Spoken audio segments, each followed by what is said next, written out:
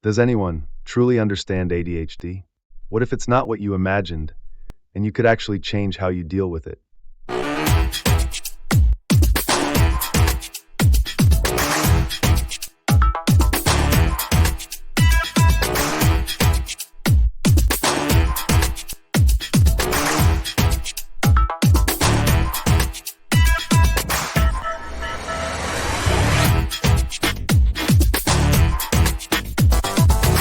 Welcome to Shift's Perspective, the show where we rethink how we understand the mind.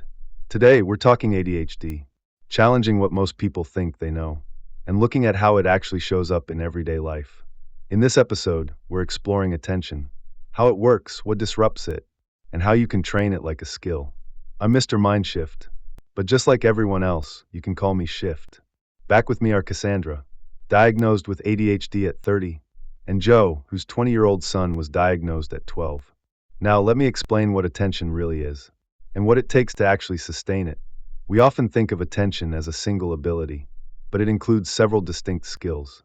There's focused attention, staying locked in, even when thoughts or noise try to pull you away. Then, divided attention, processing multiple inputs at once, like following instructions while doing something else.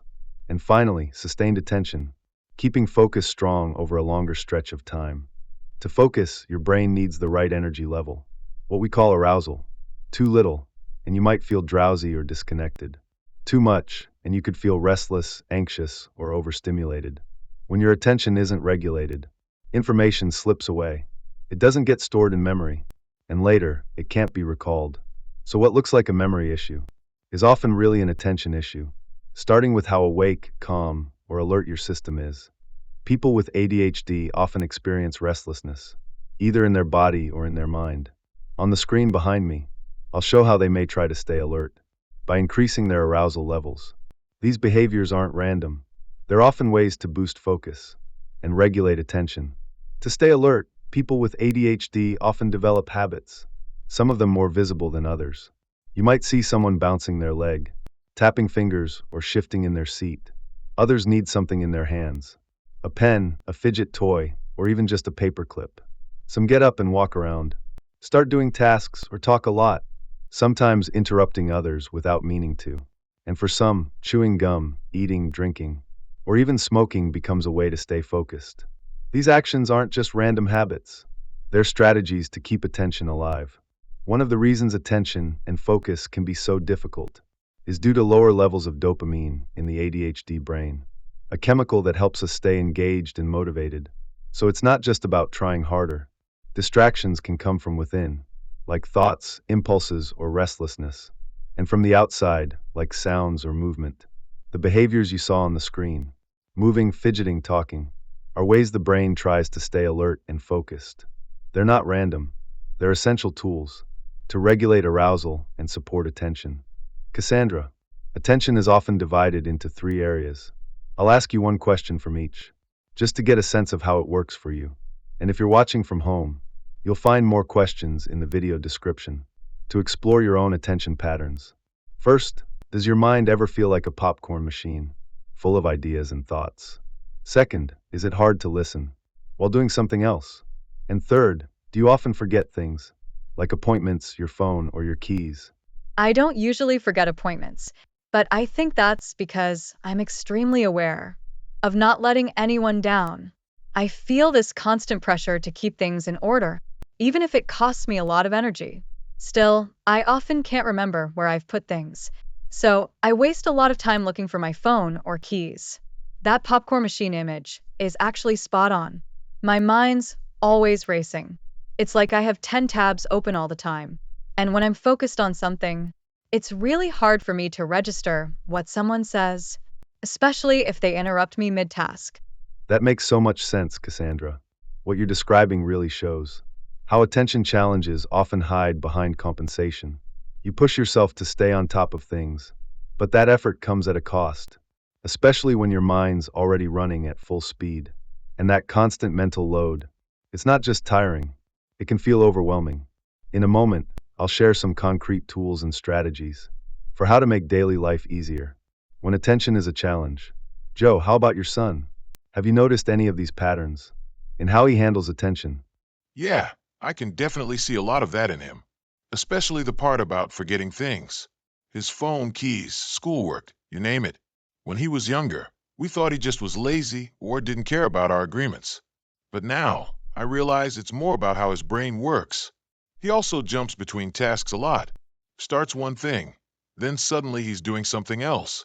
And if he's not interested, it's almost impossible to get him to focus. But when something does catch his attention, like working on engines or gaming, he can stay locked in for hours. Thanks, Joe. That's a great example. What you're describing touches on something we see so often. People assume it's laziness or a lack of willpower, when in fact, it's about how the brain regulates attention. In ADHD, the issue isn't a lack of focus. It's an inconsistency in focus. When something is stimulating or meaningful, the brain can hyperfocus, but in other situations, it struggles to stay engaged, even with the best intentions. That's why it's so important to understand how attention actually works, so we can work with it, not against it. So, what can you actually do? When attention works this way, the first step is awareness, noticing your own patterns, when focus drops, and what helps bring it back. If you take a look at the screen behind me, I'll walk you through some practical strategies that can really make a difference. Here are some simple tools and strategies to help make daily life easier when attention is a challenge. Start by structuring your day with visual support. Use your phone, alarms, calendar, checklists, notes, apps, or sticky notes. Write down what you need to do and when. Find a system that fits you so you don't lose motivation. Give your items fixed places and avoid putting things off until tomorrow. Stick to one task at a time. Multitasking often reduces focus. Break tasks into smaller steps and aim for variation in what you do. You might need calm to focus. Try earplugs, noise-canceling headphones, and working in a quiet space with few distractions. Or maybe you focus better with movement or background noise, music, TV, or something to keep your hands busy. Plan regular breaks. Set a timer and do something different. When your focus drops, get active. Go for a walk, bike, run, or just do a few jumping jacks to get your energy up. Other essentials? Eat regularly, get enough sleep, spend time outside, and reward yourself after completing a task.